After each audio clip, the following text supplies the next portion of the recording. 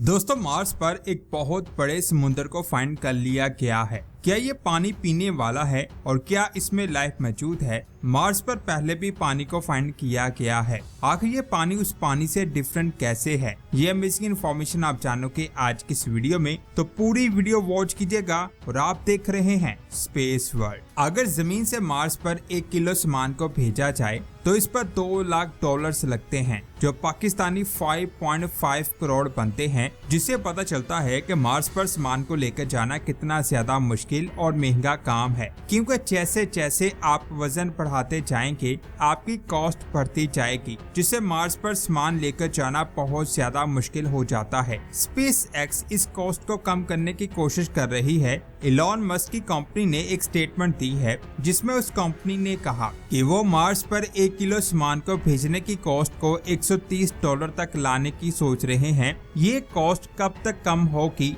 या कम होगी भी या नहीं, इसके बारे में कुछ नहीं कहा गया। अगर फ्यूचर में इंसानों को मार्स पर भेजा गया तो वहाँ उनके लिए पानी का होना बहुत ज्यादा जरूरी है। वो जितने दिन वहाँ रहेंगे वो अपने साथ जमीन से उतना ज्यादा पानी लेकर जाएंगे। ऐसे में फूड से ज्यादा प्रॉब्लम पानी की बन जाती है, क्योंकि इंसान खुराक से ज्यादा पानी को पीता है। इसीलिए खुराक की निस्बत पानी की मकदार ज्यादा रखनी होगी। इसीलिए साइंसदान मार्स और मून पर पानी को ज्यादा से ज्यादा फाइंड करने की कोशिश करते हैं और उनको मार्स पर पानी के सबूत मिलते भी रहते हैं। 2008 में मार्स के एक रोवर जिसका नाम फिनिक्स था, उसने 161 डेज के डेटा को जमीन पर भेजा। उस डेटा में एक चीज ऐसी थी जिसने सभी साइंसदान को हैरान कर दिया। वो चीज थी ये ट्रेंच, जिसे गोल्डीलॉक्स भी कहा जाता है। इस तस्वीर को ध्यान से देख तो आपको यहाँ व्हाइट कलर के निशान दिखाई देंगे। असल में ये बर्फ के टुकड़े हैं। इसके अलावा 2017 में एक रिपोर्ट पब्लिश की गई जिसमें हाइड्रेटेड नमक का जिक्र किया गया, जिसमें पानी मौजूद था। 2005 में भी नासा के इस रोवर ने मार्स पर हाइड्रेटेड मिनरल्स को फाइंड किया था। कई बार साइंसदानों ने ये प्रूफ किया है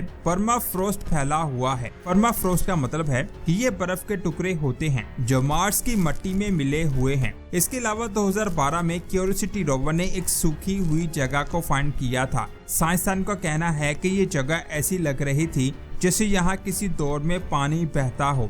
मार्स पर पानी के इतने ज्यादा सबूत मिलने के बाद भी साइंसदान का कहना है कि मार्स पर एक प्रॉब्लम है। कुछ देर पहले मैंने एक इमेज दिखाई थी जिसमें आप इस बर्फ को देख सकते हैं, लेकिन ये जो हिस्सा नीचे दबा हुआ है इसके ऊपर पहले बर्फ थी, लेकिन ये बर्फ सिर्फ और सिर्फ 4 दिनों में गैस बनकर उड़ गई। अगर ये बर्फ जमीन पर होती तो ये पहले पानी बनती और फिर वक्त के साथ साथ भाप बनकर उड़ जाती, लेकिन मार्स पर ये सॉलिड आइस डायरेक्ट गैस बनकर उड़ गई। यानी ये एक बहुत बड़ी प्रॉब्लम है। इतनी तेज सब्लिमेशन इस चीज की तरफ इशारा करता है कि मार्स की सरफेस पर जितनी भी आइस मौजूद है वो मिट्टी से बाहर आते ही डायरेक्ट गैस बनकर उड़ जाएगी। और जब तक इंसान मार्स पर जाए तो हो सकता है मार्स पर ये आइस खत्म हो जाए, लेकिन ये आइस मार्स से तभी पूरी तरह से खत्म होगी जब अल्लाह का हुक्म होगा। साइंसदान के मुताबिक इसके 2 रास्ते हो सकते हैं। पहला वे ये है कि वो मार्स पर जाए, इसकी पोलर साइड पर जो आइस मौजूद है उसे किसी तरह कवर करे ताकि वो आइस एटमॉस्फेयर के इफेक्ट से बच जाए। लेकिन यहाँ 1 किलोमीटर सामान को लेकर जाना मार्स पर बहुत ज्यादा मुश्किल है, तो वही मार्स पर इतनी बड़ी शील्ड बनाना नामुमकिन है, वो भी वहाँ यहाँ कोई फैसिलिटी मौजूद नहीं है। यहाँ पर कुछ देर के लिए जिंदा रहना ही बहुत ज्यादा मुश्किल है, वो भी वहाँ यहाँ कोई फैसिलिटी मौजूद नहीं है। और जिस माहौल में कुछ देर के लिए जिंदा रहना भी बहुत ज्यादा मुश्किल है। सेकंड वे ये है कि मार्स की जमीन के नीचे पानी लिक्विड फॉर्म में मिल जाए, जिसके बहुत ज्यादा कम चांसेस हैं, क्योंकि आज से कई साल पहले नासा ने 2 ऑर्बिटर से मार्स की जमीन के अंदरूनी हिस्से की मैपिंग की थी और इन दोनों ने 300 मीटर की गहराई तक मार्स को स्टडी किया था, लेकिन उन दोनों ऑर्बिटर्स को पानी नहीं मिल सका। लेकिन फिर नासा के इनसाइट लैंडर ने सबके होश उड़ा दिए। इसने 2018 से लेकर 2022 तक मार्स की जमीन का बहुत सारा डेटा इकट्ठा किया था और जब इस डेटा को साइंसदानों ने स्टडी किया तो उनके होश उड़ गए, क्योंकि इस रोवर ने 13 बार सिस्मिक एक्टिविटी को रिकॉर्ड किया था। इनमें से कुछ एक्टिविटी मेट्रॉइड के मार्स से टकराने की वजह से बनी थी और कुछ मार्स क्विक्स की वजह से हुई थी।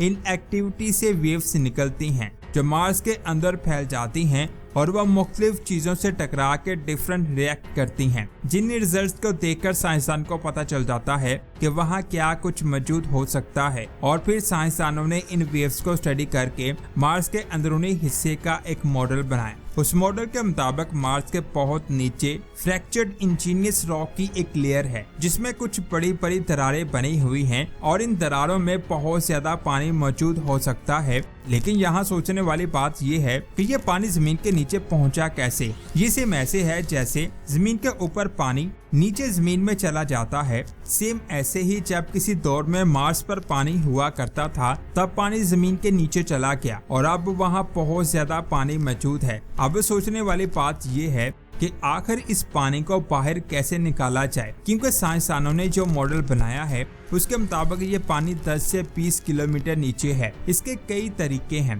पहला तरीका है ड्रिलिंग टनल, जो कम से कम 20 किलोमीटर गहरी हो और फिर इस टनल में ऐसा पाइप डाला जाए जिससे पानी ऊपर आ सके। दूसरे तरीके में एक मोटर चाहिए होगी जो इतनी ज्यादा पावरफुल हो कि वो आसानी से 20 किलोमीटर की गहराई से पानी को निकाल सके, और इस मोटर को मार्स पर बिजली प्रोवाइड करना नामुमकिन है। आखिर में साइंसदानों को ऐसी चीज चाहिए होगी जिसमें ये पानी साफ रहे, क्योंकि अगर ये पानी खुले में रहा तो खतरनाक रेडिएशंस की वजह से ये पानी फौरन भाप में तब्दील हो जाएगा। इन 3 तरीकों से पानी को मार्स की जमीन से निकाला जा सकता है, लेकिन जमीन से करोड़ों किलोमीटर दूर मार्स पर जाकर इस पानी को बाहर निकालना इस वक्त नामुमकिन लगता है। ये तब ही पॉसिबल होगा जब अल्लाह का हुक्म होगा। मार्स पर ऐसी बहुत सारी चीजें छुपी हैं जिनके बारे में साइंसदानों को पता नहीं है, लेकिन जैसे ही वो नई चीजों के बारे में जानते हैं तो उनके होश उड़ जाते हैं। जब आप रात को आसमान की तरफ देखते हैं तो आपको बहुत सारे स्टार्स दिखाई देते हैं,